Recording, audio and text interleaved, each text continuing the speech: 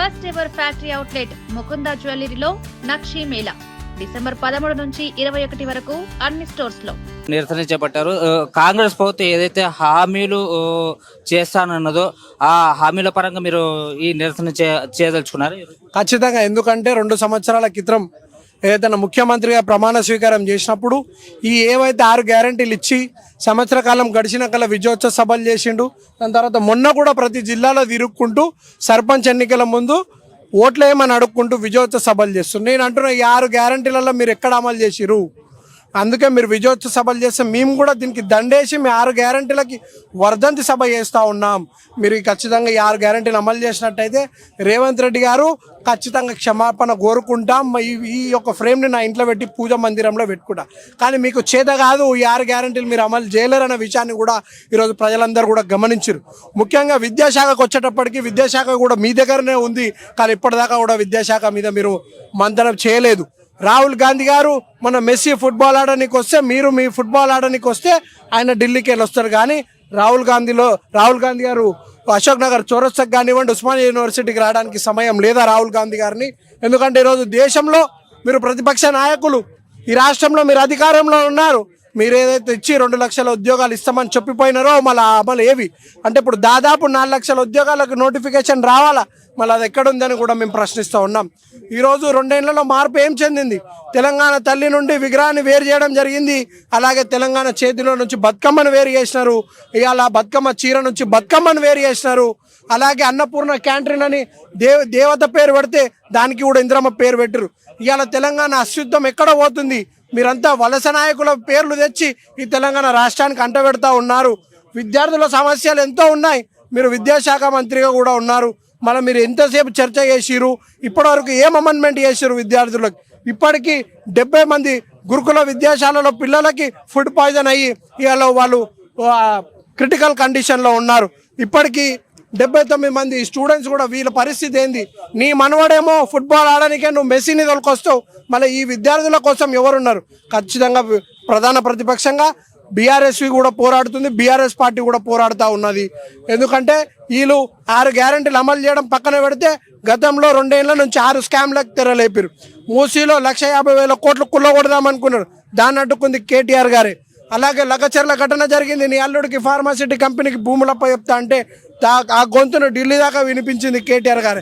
హెచ్యూలో మీరు భూమి అంతా అమ్ముతానంటే కూడా అక్కడ ఉన్న విద్యార్థులు తిరగబడితే దానికి కూడా బీఆర్ఎస్ మద్దతు ఇచ్చింది. కేటీఆర్ గారు అడ్డంగా నిలబడ్డారు.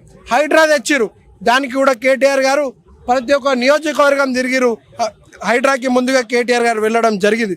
అలాగే లగచర్ల ఘటన బీఆర్ఎస్ ముందందుగా తీసుకొని మా గేలు శ్రీనివాస్ గారి ఆధ్వర్యంలో ముందుకెళ్ళాం. ప్రతి విద్యార్థులను చైతన్యవంతం చేసి లగచర్ల ఘటన కూడా ఆపడం జరిగింది. ఇలా చెప్పుకుంటూ పోతే 2 ఏళ్లలో దారుణం జరిగింది. రాష్ట్రం అంతా కూడా చిన్న భిన్నం అయింది. ఇవాళ సెక్రటేరియట్లో మంత్రుల ఆఫీసుల ముందు ఇలా కమిషన్ల పర్వం నడుస్తూ ఉంది. 2 ఏళ్లలో అభివృద్ధి జరిగిందంటే కేవలం యనుమల కుటుంబం అలాగే మంత్రివర్గ కుటుంబ సభ్యులు తప్ప, కాంగ్రెస్ కుటుంబం తప్ప ఈరోజు రాష్ట్ర ప్రజలంతా కూడా ఈరోజు బాధపడుతూ ఉన్నారు. ఆనాడు కేసీఆర్ గారు ఉన్నప్పుడు రియల్ ఎస్టేట్ ఎలా ఉండే, ఇప్పుడు ఎలా ఉంది పరిస్థితి అంతా కూడా ఈరోజు రాష్ట్ర ప్రజలంతా కూడా గమనిస్తూ ఉన్నారు. ప్రతి ఒక్కరు కూడా చూస్తూ ఉన్నారు. అందుకే చెంపదెబ్బలాగా నేను ఇది సర్పంచ్ ఎన్నికల తర్వాతనే పెట్టుకున్నాను. ఈరోజు ప్రభుత్వం ఉన్నవారు స్థానిక సమస్యలు లింకెలు వస్తే ఎక్కడైనా కూడా ఏ రాష్ట్రంలో జరిగిన దాన్ని క్లీన్ స్వీప్ చేయాలి. కానీ ఈరోజు ప్రభుత్వం 2,000 సీట్లు వాళ్ళు తెచ్చుకుంటే 1,350 సీట్లు దాదాపు బీఆర్ఎస్ తెచ్చుకుంది. అందులో ఇండిపెండెంట్లు 500 తెచ్చుకున్నారు. అలాగే బీజేపీ కూడా 200. అంటే పూర్తిగా ప్రభుత్వానికి వ్యతిరేకంగా ఎక్కువనే కూడా సీట్లన్నీ కూడా ప్రధాన ప్రతిపక్షంకి రావడం కూడా జరిగిందనే విషయాన్ని కూడా ఈరోజు ముఖ్యమంత్రి గమనిస్తూ ఉన్నాడు. ఈరోజు భయపడుతూ ఉన్నాడు ముఖ్యమంత్రి. ఈరోజు జిహెచ్ఎంసీ ఎన్నికలకు కూడా పోతే ఏంది పరిస్థితి? ఈరోజు రాష్ట్రంలో కేవలం 2 సంవత్సరాల పరిపాలన ఇంత వ్యతిరేకత పొందిందంటే అది కేవలం కాంగ్రెస్ ప్రభుత్వం, ఆ ఘనత కేవలం రేవంత్ రెడ్డికి చెందుతుందనే విషయాన్ని కూడా తెలియజేస్తూ ఉన్నాం. ఇప్పుడు చూసుకుంటే కాంగ్రెస్ పార్టీ ఏదైతే హామీలు ఇచ్చిందో అందులో మహాలక్ష్మి కావచ్చు, రైతు భరోసా కావచ్చు, ఇవన్నీ పథకాలు ఇస్తున్నాము, ఇచ్చిన ప్రతిపక్షాలు ఎందుకు ఇలా చేస్తున్నాయని చెప్తున్నారు. అదే ఛాలెంజ్ కడుతున్నాం మేము ముఖ్యమంత్రి గారికి. కాంగ్రెస్లో ఎవరున్నా కూడా రండి, మహిళలకు స్కూటీ ఇస్తాన్నారు, మళ్ళీ మహిళలకు 2,000 ఇస్తాన్నారు. 1 కోటి మంది మహిళలను కోటీశ్వరాలు చేస్తామన్నారు. ఇప్పుడు మీరు బతుకమ్మ సీరని ఇంద్రమ్మ సీరగా మార్చిరు. సరే అవన్నీ అందరు మహిళలకు ఇస్తురా? అది కూడా లేదు. కేవలం సభ్యత్వం ఉన్న వాళ్ళకే ఇస్తామని అంటే కేసీఆర్ గారు బడుగు బరిగిన వర్గాలను చూడలేదు, ఎవరిని చూడలేదు. ఎవరు అర్హులైన మహిళలు ప్రతి ఒక్కరింటికి కూడా కేసీఆర్ గారు బతుకమ్మ సీర అందింది, ఆనాడు రంజాన్ తోఫా అందింది, ఆనాడు కళ్యాణ లక్ష్మి అందింది. ఇవన్నీ కూడా మేనిఫెస్టోలో లేకపోయినప్పటికీ కూడా అమలు చేసినాం. రైతు బంధు అనేది కూడా ఇలా దేశానికి ఒక దిశగా నిలిచిన పథకం, అది మేనిఫెస్టోలో లేదు, వారి ఆలోచన విధానం నుంచి వచ్చింది. ఎందుకంటే ఈ రాష్ట్రాన్ని సాధించిన వ్యక్తికే ఆ ఒక చిత్తశుద్ధి ఉంటుందని కూడా ఈరోజు రాష్ట్ర ప్రజలంతా కూడా గమనించడం జరిగింది అని కూడా ఈ సందర్భంగా కూడా మీకు తెలియజేస్తా ఉన్నాను. ఫైనల్ చెప్పండి, ఇప్పుడు ఈ రాష్ట్రాన్ని విస్తరణ చేయాలనుకుంటున్నారు. లిమిటేషన్ కూడా మొన్న పెట్టడం జరిగింది కాంగ్రెస్ పార్టీలో. అయితే దాన్ని 150 నుంచి 300 డివిజన్లు చేయాలని చెప్పి కాంగ్రెస్ ప్రభుత్వం చేస్తుంది. దీని గురించి మీరేమంటారు? ఇప్పుడు ఆ 4th సిటీ అన్నాడు.